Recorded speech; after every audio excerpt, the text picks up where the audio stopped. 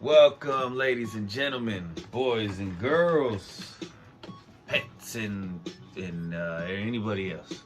Welcome to another episode of the Friday Podcast, numero 79. Yes, that's what's up. 79. Almost hitting the 80. Almost hitting the 100. I don't know what I'm doing with my hands, but it's amazing. Shout out to the 52 subscribers thus far. It is what it is. Much love. I don't think I have any news. Well, I mean, I could just right now. I didn't print out anything, so I guess I could check. But I hope all is well with each and every one of you.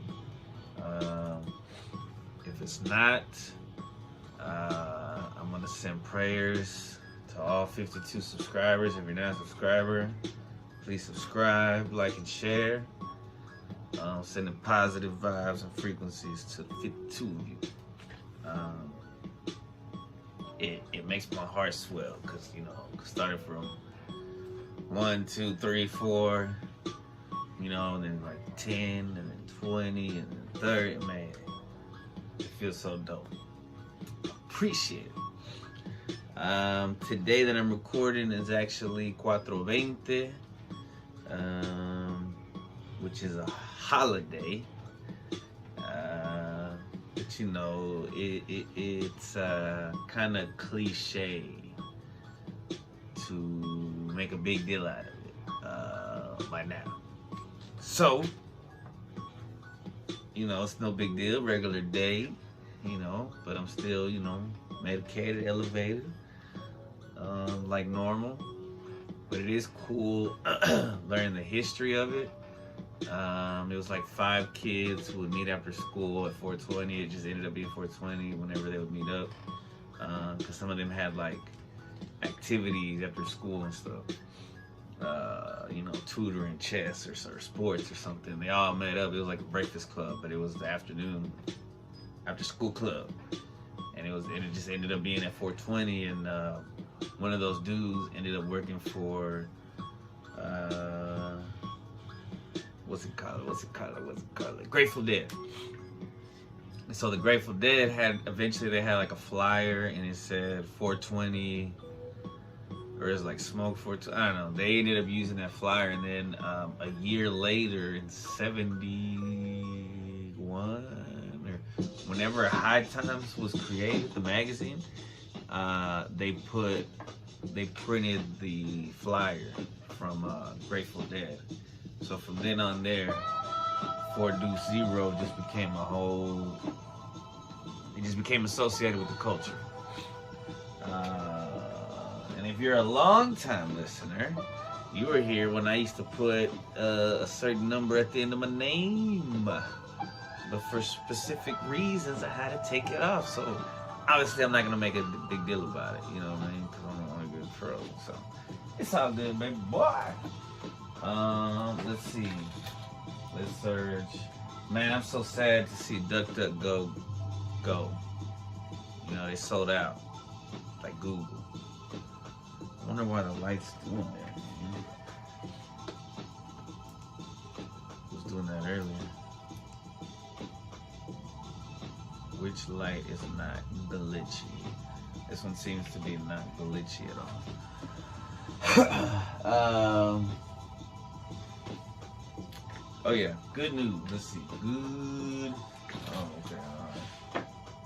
Camera, Chris. You're on camera. Candy camera.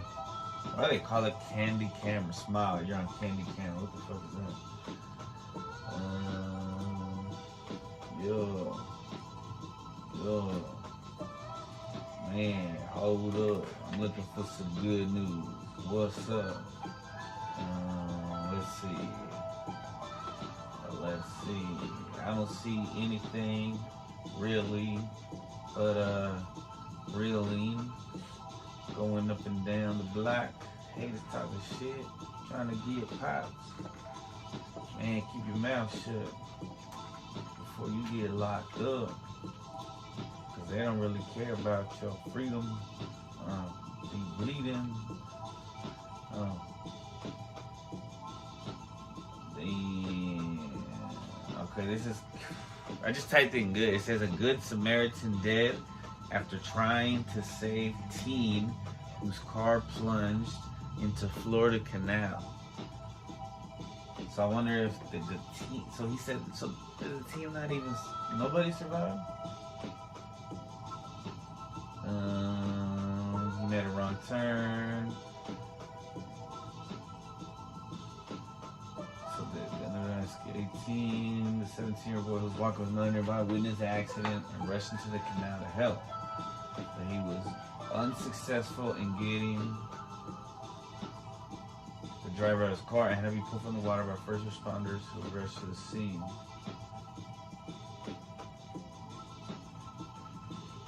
The Good Samaritan was eventually located and rushed to a nearby hospital where he was later pronounced dead. The driver was dead at the scene. So I'm confused. Did the 17-year-old pass? Is the 17-year-old the Good Samaritan? I don't know. It's weird. Okay. Anything good else? Any other good news?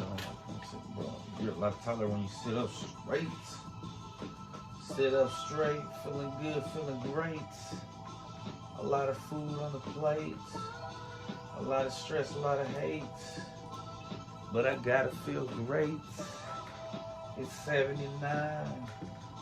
I thought 78. But it's all good. Yo, it doesn't matter the date. It's just a number.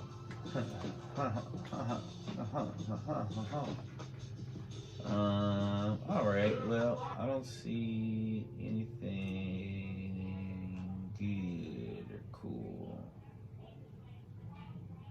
Okay, look, paying it for a Good Samaritan charms internet by hiding cash in store. What the fuck? Why would you do that? So it's at Walmart in Victoria, Texas. Yeah. Let's see. So place another photo bill inside a bowl and stacking the rest on top.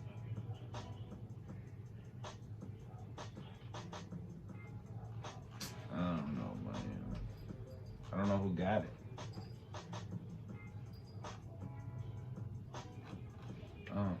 I don't even know who got it. Who even got it? I guess somebody who needed it.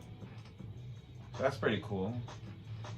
Put in, because anybody in Walmart could use the money, whether you work at Walmart or whether you shop at Walmart or whether you live in Walmart, whether you fuck at Walmart. Did I wait 5 minutes? Yeah, it's been 8 minutes. I think that's the first cuss. It's the first fucking cuss of the episode.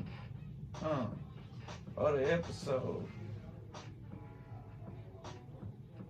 Let's see what this fuck got to say.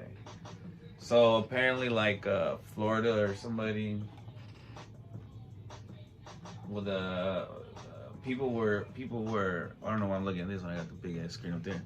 People were cheering because they don't have to wear a mask on a plane anymore. And so that's a pretty big deal.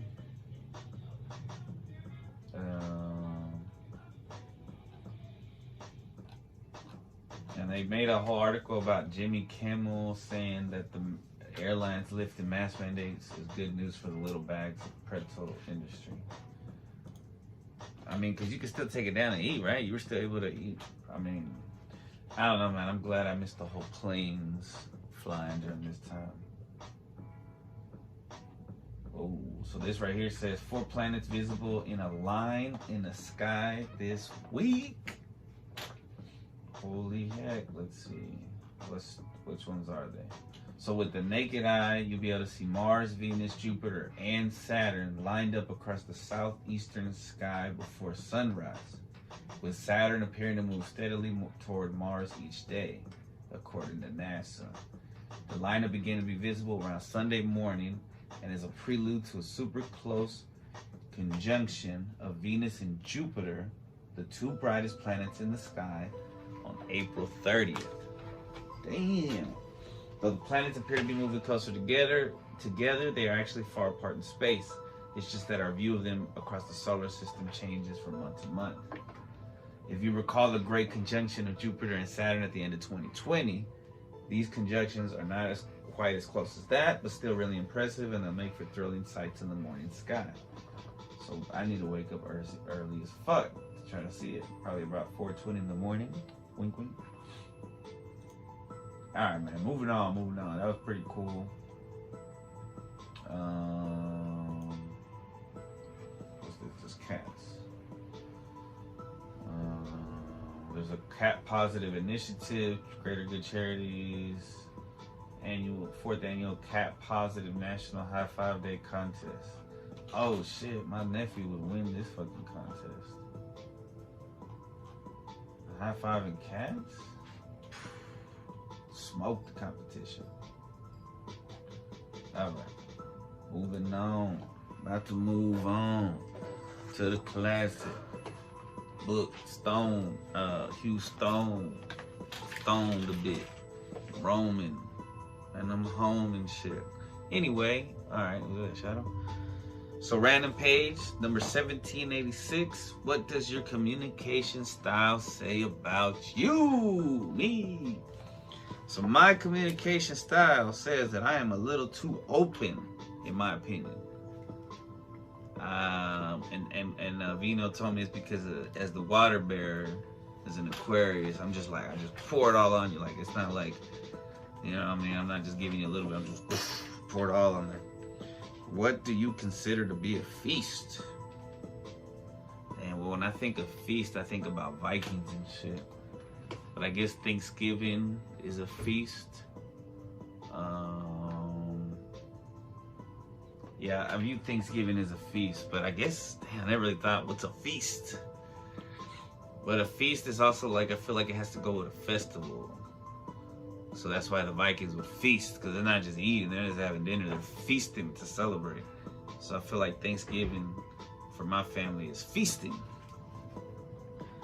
Do you still play with toys?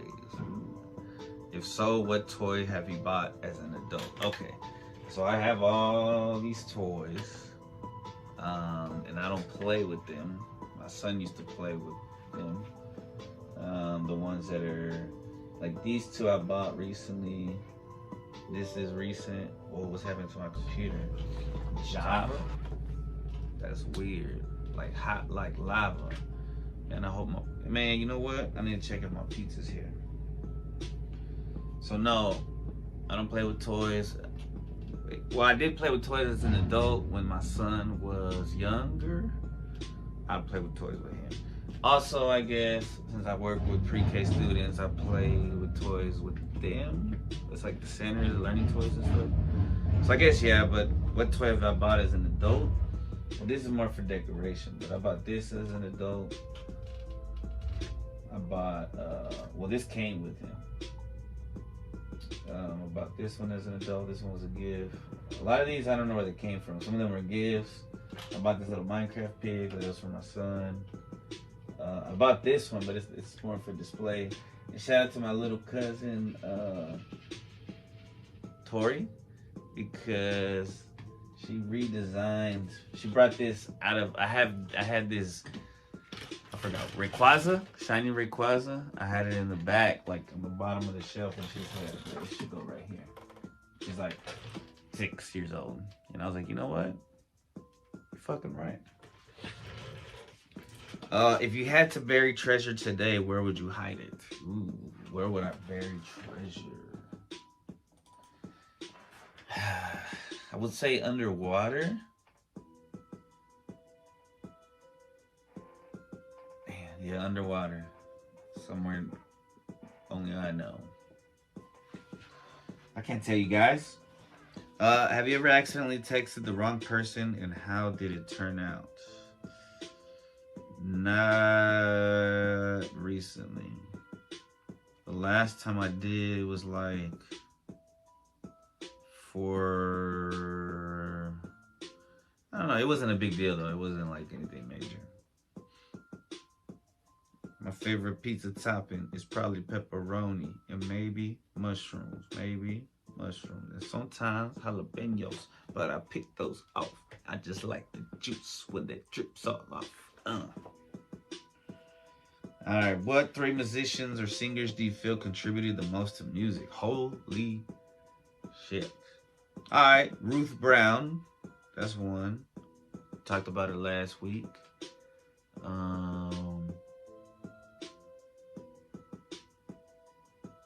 Hendrix or Santana. There's probably people that I don't know. You know what I mean? Like, for sure.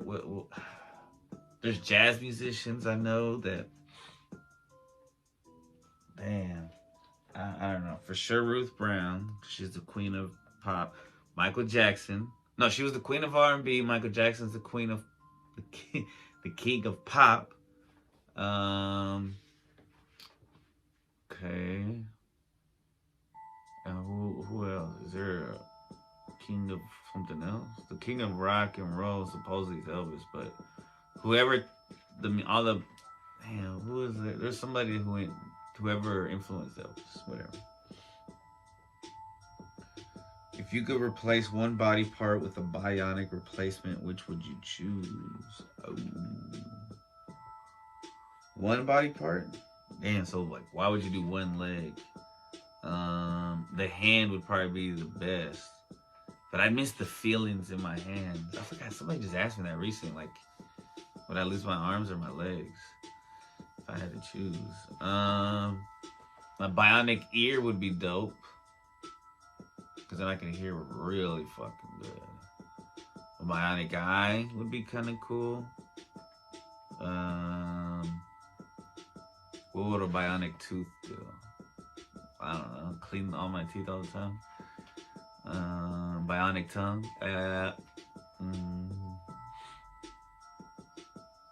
Bionic stomach. No, I don't know. Probably hand, arm. I don't know. That's hard.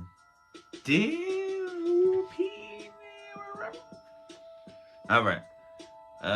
Because of time, I'm gonna stop there. I'm gonna take a break and check on the status of my pizza, because I gotta take my son to go get fitted for a suit, so I may have to finish this episode later. So if the room is darker, if I look a little different, I shouldn't look different, but it might be later. Let's see the update. Let's look at it. Let's see. Where is Shaquille O'Neal with my pizza? Shout out to Papa John's. I know that, they fucked up a little bit, but their pizza is superb. It's on its way. All right, it hasn't been delivered yet, so let's just keep going. Let's keep rolling. Let's see. So Saturday, I was cutting the yards, and I saw several animals. The first one, well, not the first one, but one of the first ones I saw was a ladybug.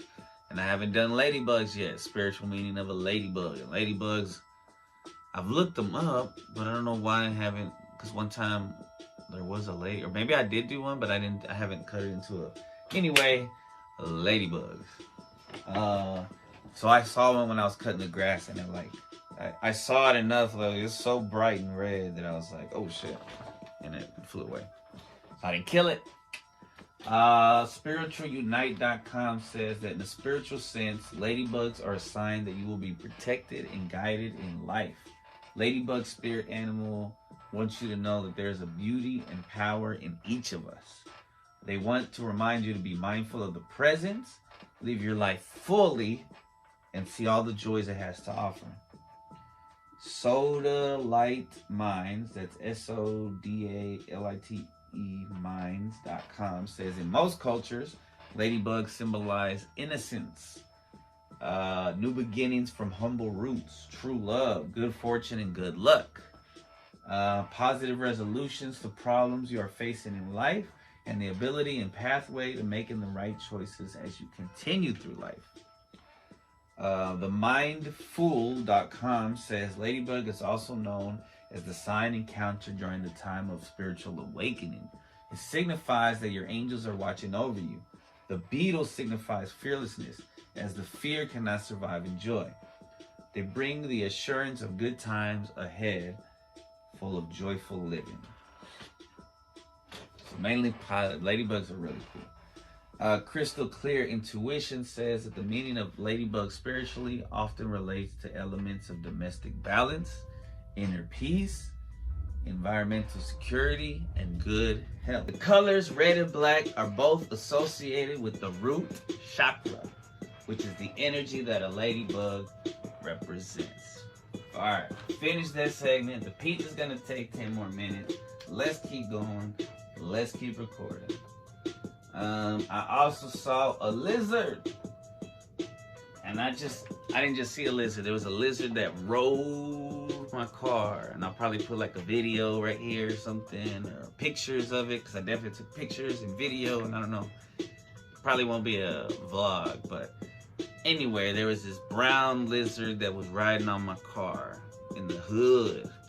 You know what I'm saying? It was a brown lizard. He was like moving around, and then like sometimes it looked like he was gonna fly off. So I would like slow down a little bit, because I was like, yo, this lizard's just cruising. And then later on I saw another green lizard. So I don't know, there's a fucking family of lizards living in my car or some shit, which is fucking crazy. I don't know. But anyway, so I looked it up. There's lizards, I see lizards sometimes, and I never looked it up. And you know, sometimes, a lot of times they're at certain instances where I'm thinking about something or something important is going through my mind. So lizards, little lizards. Spiritanimals.com/site, spiritanimals.org says that the lizard spirit animal has positive powers, especially being resilient. Being resilient means facing difficulties head on instead of falling into despair or using unhealthy coping strategies. Resilience is often defined as the mental reservoir of strength that helps people handle stress and hardship. The spirit animal lizard can help you find this inner strength. The Secret of the Tarot.com says the lizard spirit animal enables you to faithfully follow the flow. Also, it tells you to tread lightly. You need the perception and craftiness of the lizard to thrive in any situation. Also, the lizard spirit presence in your life stands for resilience. This reptile gives you the power to keep going, even when things are at their toughest. MySacredSpaceDesign.com says that the spiritual meaning of the lizard is deeply associated with healing, regeneration, and rebirth. For example, when a lizard detaches its tail, it grows back. Similarly, the spirit animal lizard offers you the ability to stand up no matter how many times you fall. Shout out to Aaliyah. If you fall, dust yourself off, try again, try again. A lizard also means spiritual protection, as it has an excellent defense mechanism. The astrologyweb.com, I guess what I said. A lizard is a symbol of sensitivity, clairvoyance, regeneration, imagination, adaptability, vibrancy, change, detachment, variation, introversion, spontaneity, tenacity, spirituality, and cleverness. As a spiritual guide, this secretive reptile suggests you dream big whenever you are caught up with the daily drudgery of regular life. TrustedPsychicMediums.com says the lizard spirit animal urges you to free yourself from the shackles of the past. It reassures you that by embracing a higher awareness of yourself and your abilities, you make yourself more attractive to love. You increase the probability of finding the kind of love that you desire and the kind of love that you deserve. Interesting. Very, very interesting. Alright. So before I do this other spirit animal, because that one's pretty long, let me do the angel number of the week. And again, you know, for some reason, some kind of synchronicity, whenever I look these up, they synchronize with what I'm going through, what I'm thinking about. So even though I didn't necessarily see 626 coincident, like I sought it out. So me looking it up, maybe that's like coincidentally seeing it. Who knows? So 6 626. Angelnumber.org says that the angel number 626 is often a sign of major changes occurring in your love life. Which love life? What love life? These changes are often related to reaching a higher level of commitment in your love relationship. This number might be an announcement of an engagement, a wedding, buying a new house with your romantic partner, or starting a family together. Trusted Psychic Medium says 626 carries with it the energies of strength and resilience. Again, like this lizard. There will be tough times ahead, and you need to draw strength from yourself and the people you love if you want to survive this difficult period. This is not the universe singling you out of all the billions of people in the world. It's a weird way to end that part. Sunsigns.org says that 626 meanings show you that you may be faced with one difficult situation after another. These situations will only strengthen your resolve and prepare you for better things to come. The difficult moments will only make you stronger and lay a firm foundation for you that any winds or storms won't shake. The Secret of the Tarot.com says that 626 is a signal of rebirth, similar to the lizard. It means that you will have a fresh beginning. It indicates that you have the ability to nurture. It encourages you to create peace and harmony for your loved ones. Ensure that you have adequate time to spend with your family.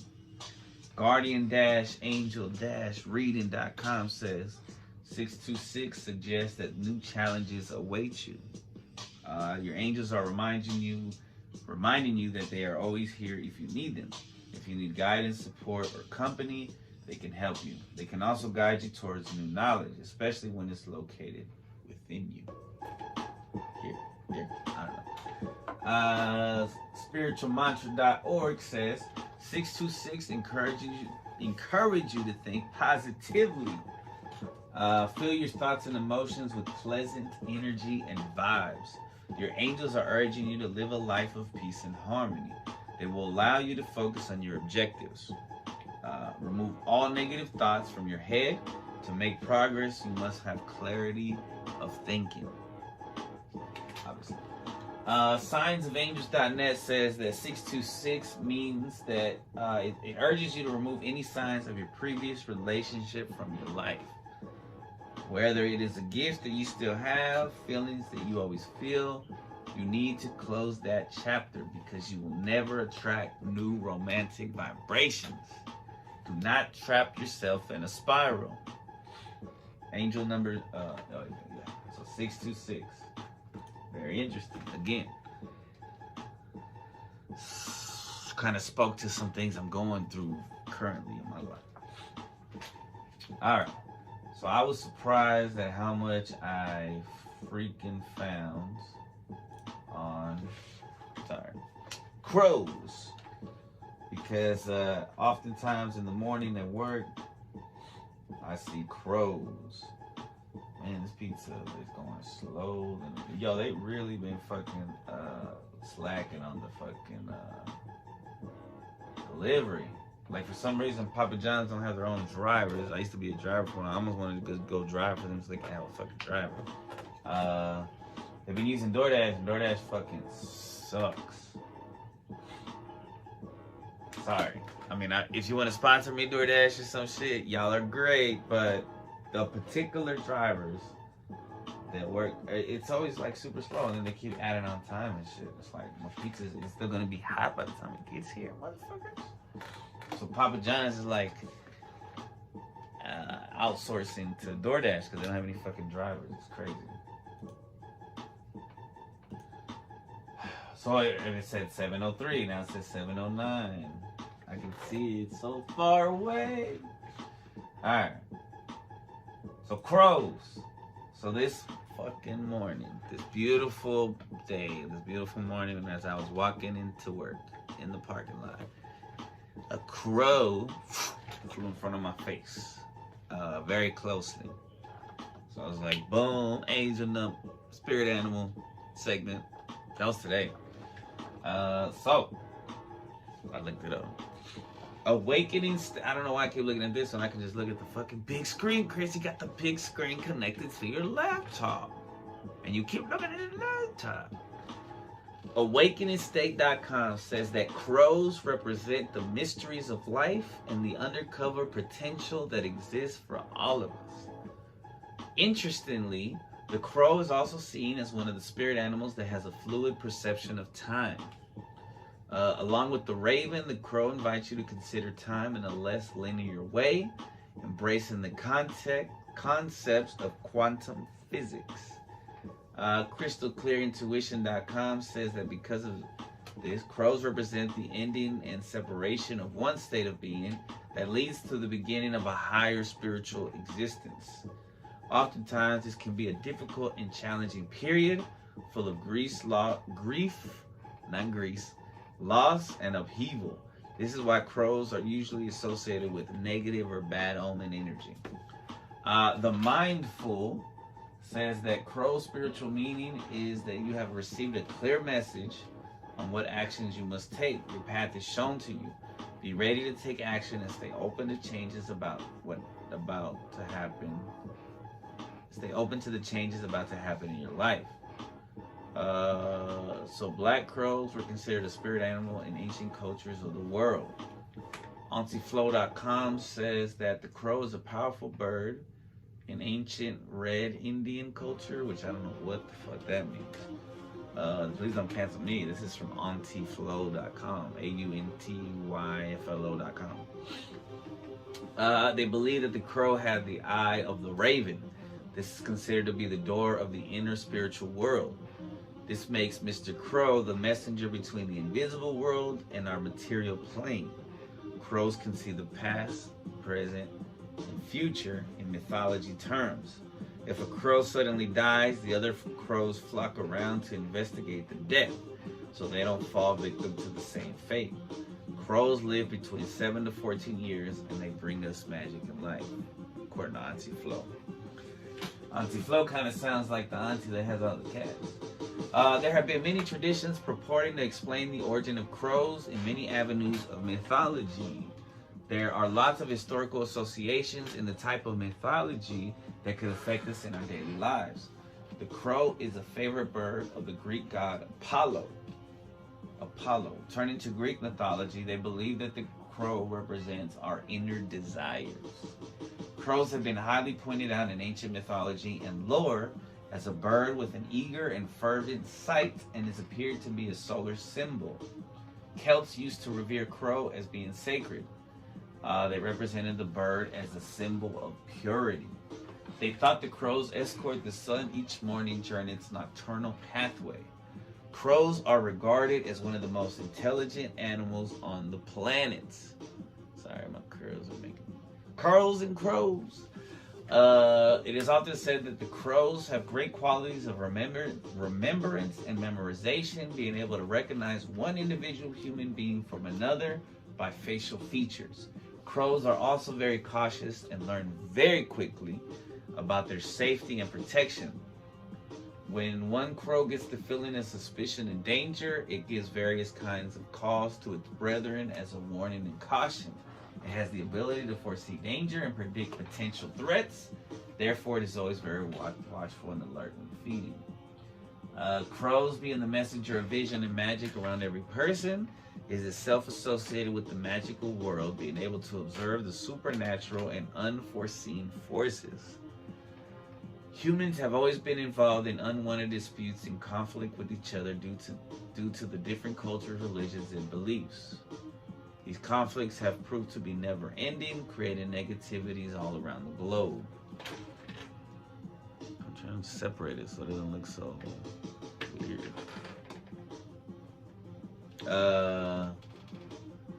For creating an environment of serenity, peace, and tranquility throughout the world, we all need to be familiar with the significance of love, care, and harmony, and being able to surpass the cultural and religious limitations imposed unreasonably. Everyone should know that hurting his own kind would eventually result in hurting himself. The crow is the bird that represents the ability of transcendence. crows appear to be extremely creative, being an omen of change. It brings the light and the dark together, representing itself as having enormous spirits and strength. If a crow comes into your life, you need to bring the changes, look forward, and act consequently. Crows show up as a spirit guide when you need to understand the male warrior energy. You need to understand death. You need to know about the wars in your life. You need to consult with the council. I don't know who the fuck the council is. Maybe your friends, your family.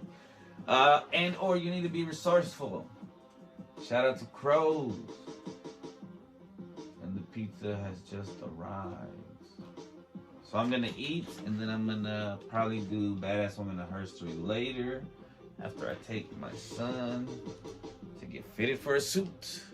All right, we have returned. This episode has definitely been a rough one. Well, with motorcycle sounds, and now the speaker's not working. But you can hear the music basically. So there's no bass in it, but that's fine, you know.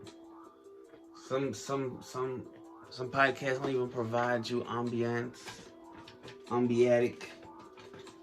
music. You know what I'm saying? This is an experience. Oh, all right. So I just got back from Men's Warehouse. I took my son, who's 13, to get fitted for his first formal dance. And he didn't want a coat. He didn't want the jacket. He just wanted the vest, the shirt, black vest, black shirt, and black pants. And he's gonna wear his own shoes, you know, some J's probably. And it was a cool experience. It was cool because I used to sell clothes and I used to sell suits, so I knew a little bit about the sizes and the cufflinks and all the bullshit. So it was pretty tight. It wasn't a bad experience at all. Shout out to Men's Warehouse over there at Firewheel. Yeah. All right.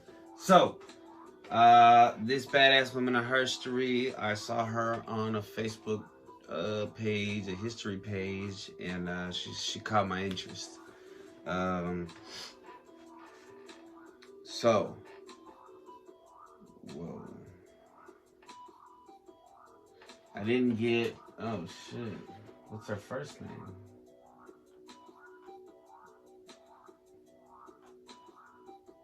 Oh, mine. Hold up. All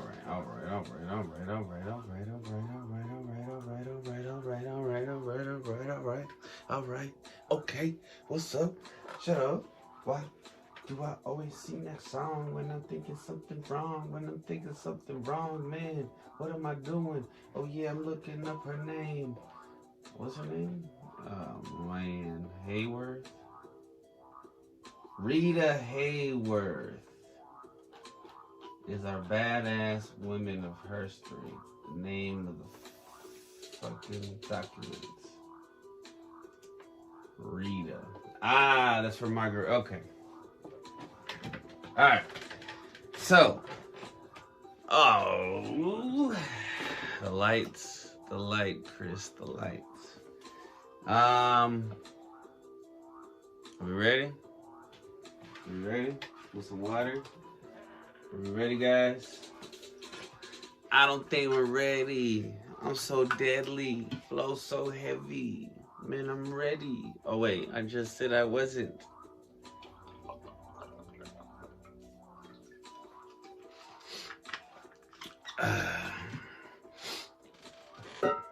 All right. So, I'm tired, but I want to finish this so tomorrow I can edit it.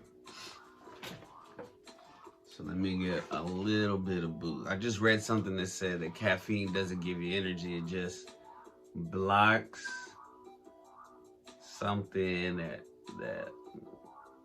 thinks that you're tired. So I don't know if that makes any sense. I feel like I'm getting half of this 420. Ooh.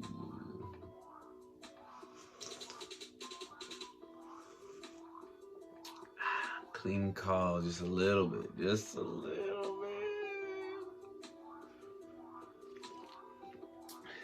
because it's 9:43. And I should be in bed soon. So that I can wake up with energy to battle the day. Hopefully it's not a battle. Hopefully it's a smooth day. Thank God for the smooth days.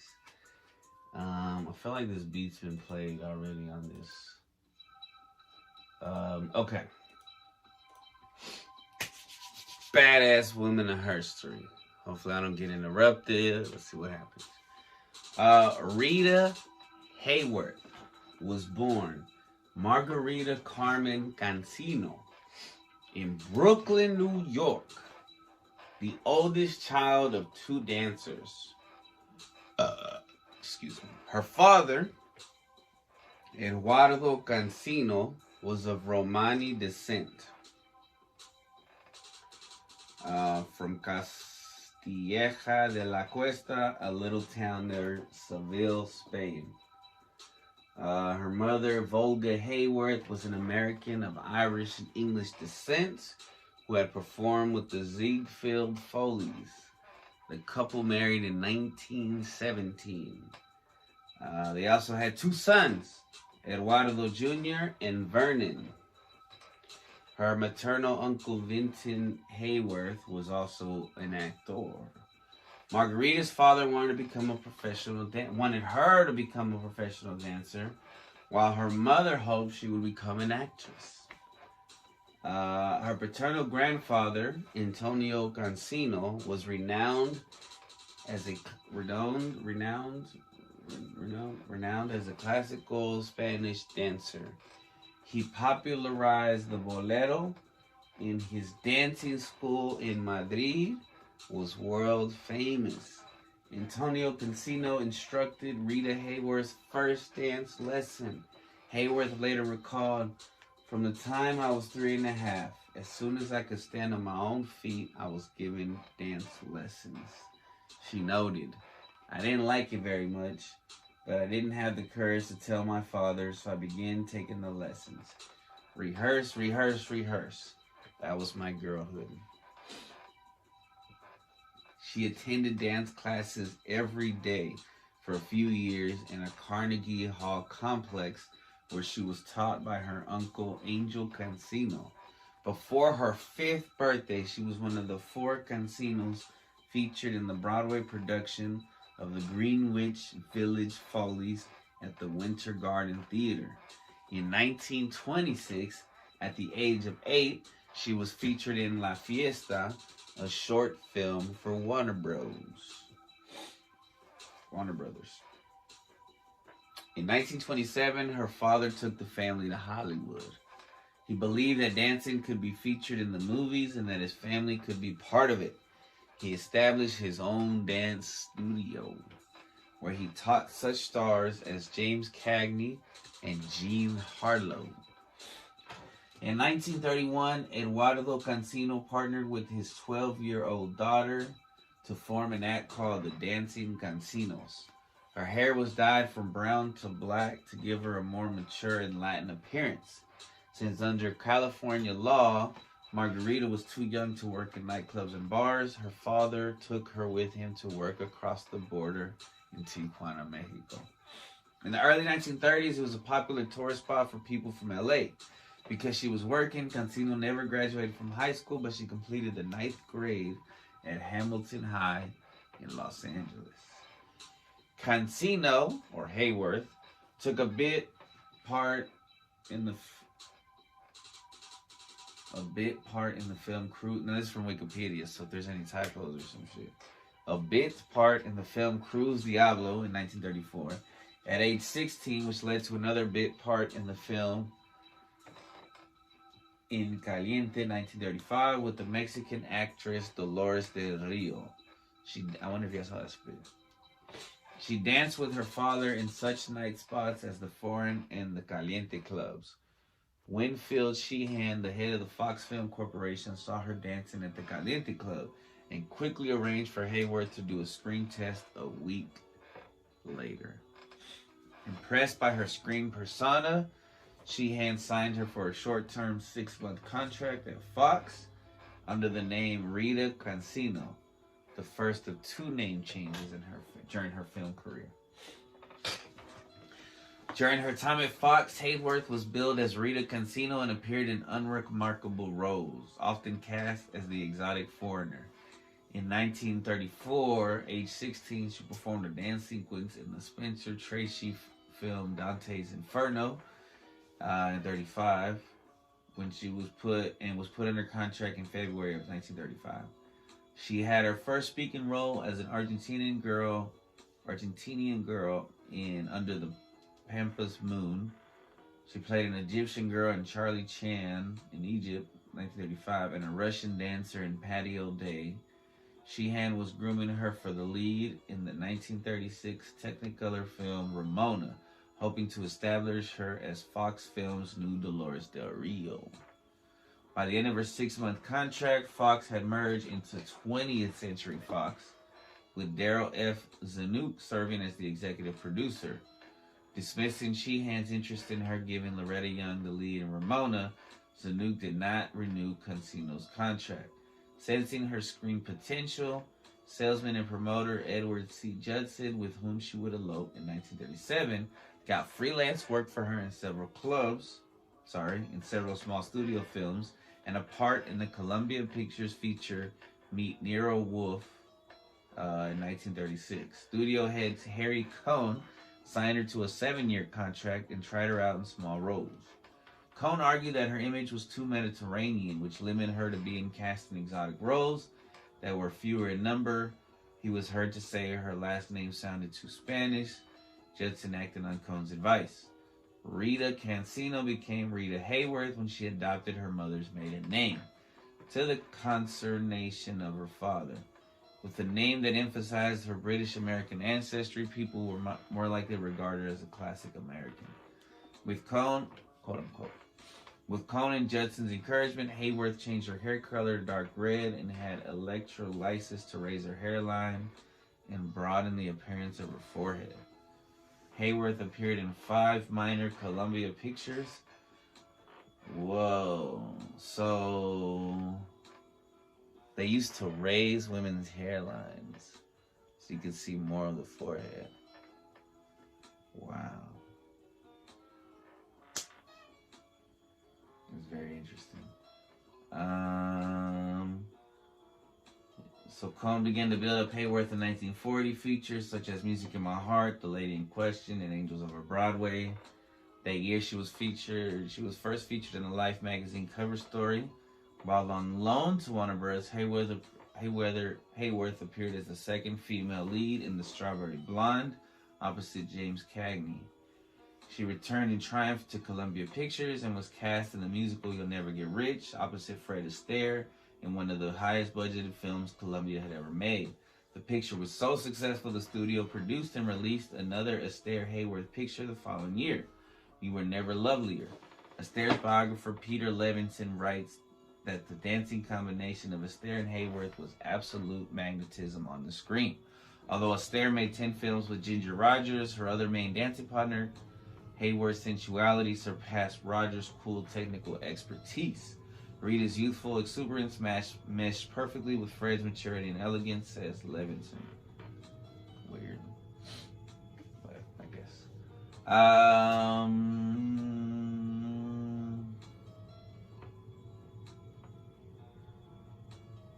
When Astaire was asked who his favorite dance partner was, he tried not answering the question, but later admitted it was Hayworth. All right, I'll give you a name, he said, but if you ever let it out, I swear I lied. It was Rita Hayworth. Astaire commented that Rita danced with trained perfection and individuality. She was better when she was on than at rehearsal. Biographer Charlie Reinhardt describes the effect she had on Astaire's style. There was a kind of reserve about Fred. It was charming. He carried over to his dancing. With Hayworth, there was no reserve. She was very explosive, and that's why I think they really complemented each other. In August 1941, Hayworth was featured in an iconic life photo in which she posed in a negligee with a black lace bow dice. Bob Landry's photo made Hayworth one of the top 2 pinup girls of the World War II years. The other girl was Betty Grable in a 1943 photograph. For 2 years, Hayworth's photograph was the most requested pinup photograph in circulation. In 2002, the satin nightgown Hayworth wore for the photo sold for $26,888. In March 1942, Hayworth visited Brazil as a cultural ambassador for the Roosevelt administration's Good Neighbor policy under the auspices of the Office of the Coordinator of the Inter-American Affairs. During the 1940s, Hayworth also contributed to the OCIAA's cultural diplomacy initiatives in support of Pan-Americanism. I'm not quite... I think that was whenever they went in Panama and America so that they could get that Panama Canal.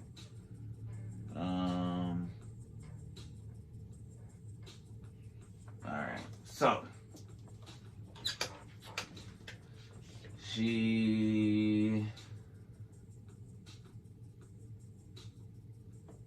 let's see, what else we got? So when Gilda was in release, it was widely reported that an atomic bomb, which was scheduled to be tested at Bikini Atoll in the Pacific Ocean's Marshall Islands, which is, I think, where Bikini Bottom was. So that's like if all those animals Bikini Bottom mutated and became SpongeBob.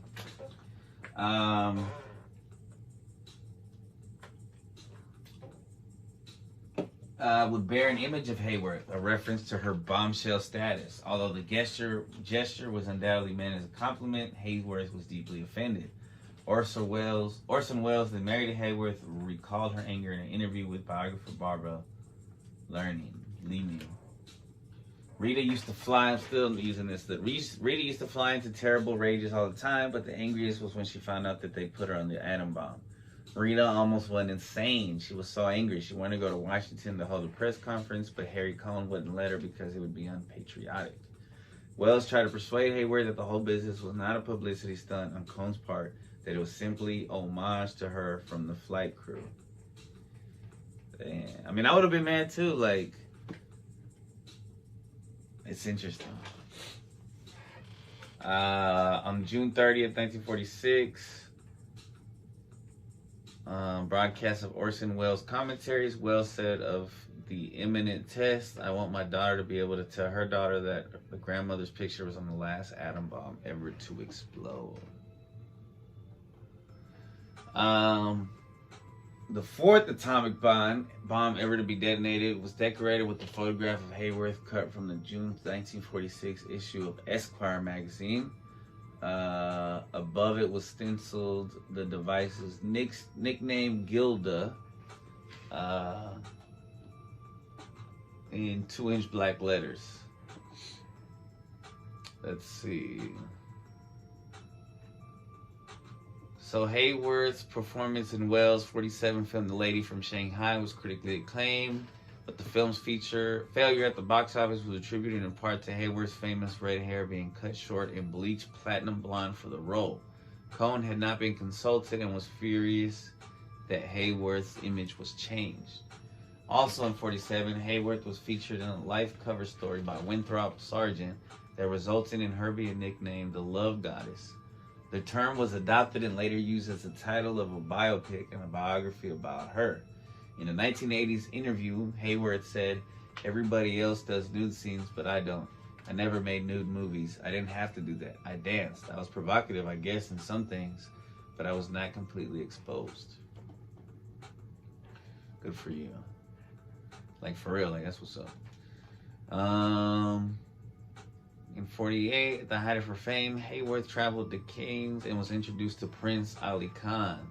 They began a year-long courtship and were married on May 12th, 1949. Hayworth left Hollywood and sailed for France, breaking her contract with Columbia. Because Hayworth was already one of the most well-known celebrities in the world, the courtship and the wedding received enormous press coverage around the world. Because she was still legally married to second husband Orson Welles during the early days of her courtship with the prince, Hayworth also received some negative backlash, causing some American fans to boycott her pictures. Their wedding marked the first time a Hollywood actress became a princess. On December 8, 28, 1949, Hayworth gave birth to the couple's only daughter, Princess Yasmin Aga Khan. Though Hayworth was anxious to start a new life abroad, away from Hollywood, Ali Khan's flamboyant lifestyle and duties proved too difficult for Hayworth. She struggled to fit in with his friends and found it difficult to learn French. Ali Khan was also known in circles as a playboy, and it was suspected he had been unfaithful to Hayworth during the marriage.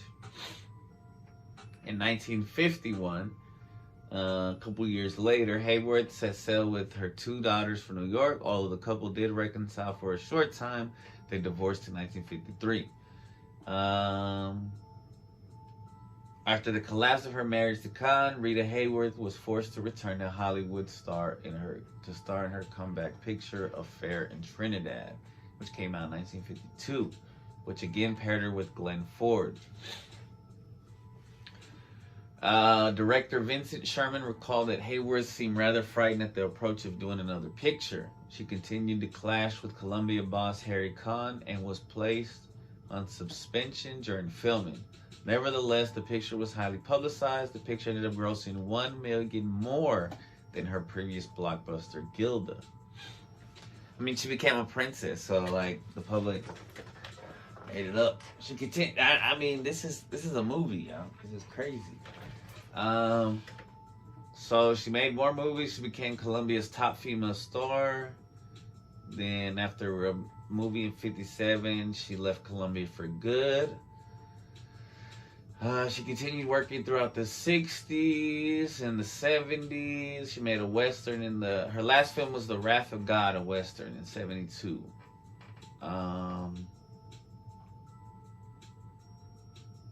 She was suspended without pay for 9 weeks because she refused to appear in Once Upon a Time.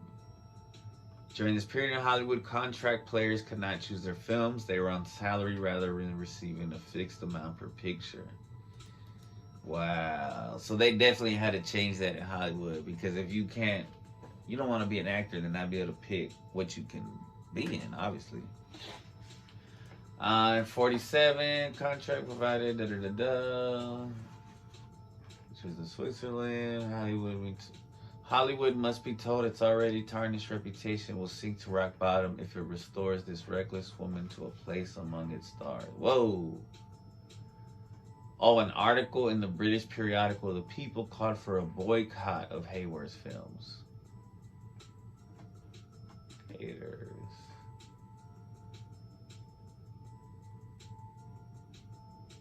Hayworth might be worth $10 million today. Oh, Khan expressed his frustration in a 1957 interview with Time magazine. Hayworth might be worth $10 million today easily. She owned 20% of the profits with her own company and had hit after hit, and she had to get married and had to get out of the business and took a suspension because she fell in love again. In 5 years, at 2 pictures a year at 25%, think of what she could have made. But she didn't make pictures. She took 2 or 3 suspensions. She got mixed up with different characters. Unpredictable.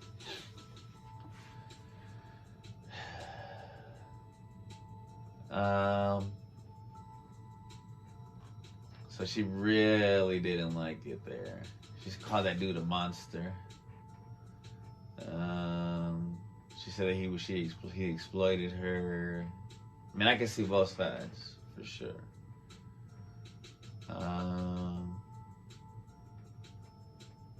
Public image. She was a top glamour girl in the 40s, like we talked about. I mean, she was everywhere. Personal life. So this was kind of crazy. Hayworth confided to Orson Welles that her father began to sexually abuse her as a child when they were when they were touring together as the dancing cansinos. Her biographer, Barbara Lehman, wrote that her mother may have been the only person to know. She slept in the same bed as her daughter to try to protect her. Lehman wrote that the abuse experiments by Hayworth as a young girl contributed to her difficulty in relationships as an adult. Poor girl. Poor woman. But a badass woman, because despite all that, she stayed strong. She was married and divorced 5 times. She had a battle with alcoholism.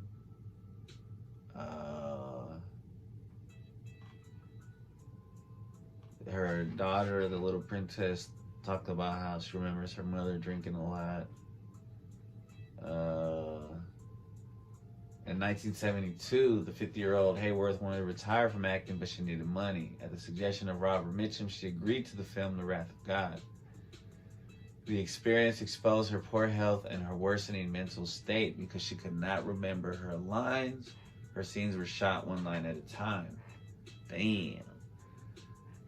In November, she agreed to complete one more movie, the British film Tales That Witness Madness. Because her worsening health, she left the set and returned to the United States. She never returned to acting. Oh, shit. In March 1974, both of her brothers died within a week of each other, which caused her great sadness and led to heavy drinking. In January 1976, at London's Heathrow Airport, Hayworth was removed from a TWA flight after having an angry outburst while traveling with her agent. The event attracted much negative publicity. A disturbing photograph was published in newspapers the next day. Hayworth's alcoholism hid symptoms of what was eventually understood to be Alzheimer's disease.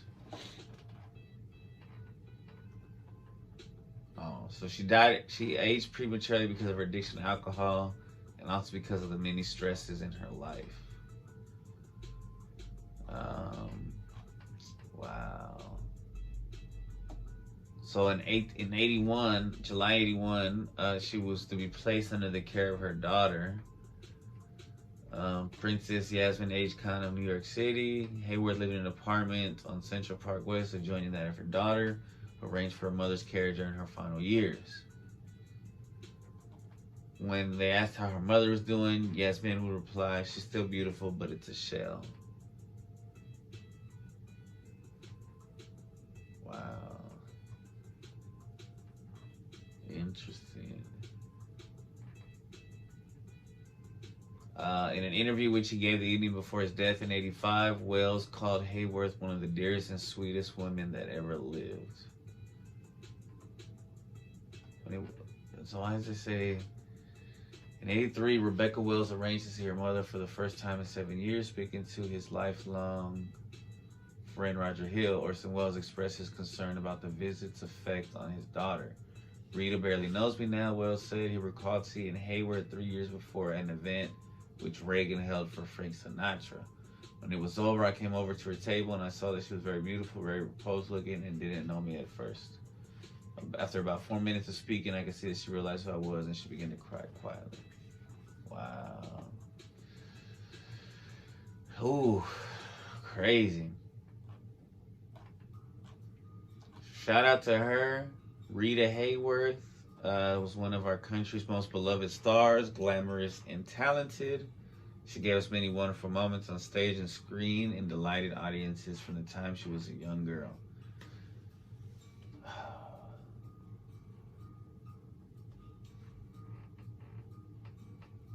That's wild. Badass Woman of History. Yo, we just went on a journey together. Whoo-wee. Heavy stuff, y'all. So, next week, Lord willing, we'll be back with episode 80. It's a beautiful thing, y'all. It's a beautiful thing. I ate those a long time ago. I have this area. Maybe I can show it on here. Eventually, I want to do like movie reviews in this part. I could do news reviews over there. Let's see if I can figure this out just to show you a little bit.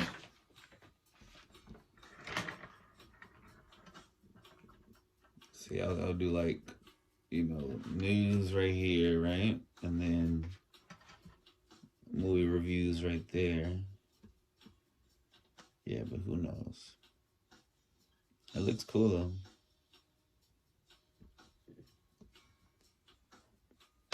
I love y'all. See y'all next time. Like, subscribe, share.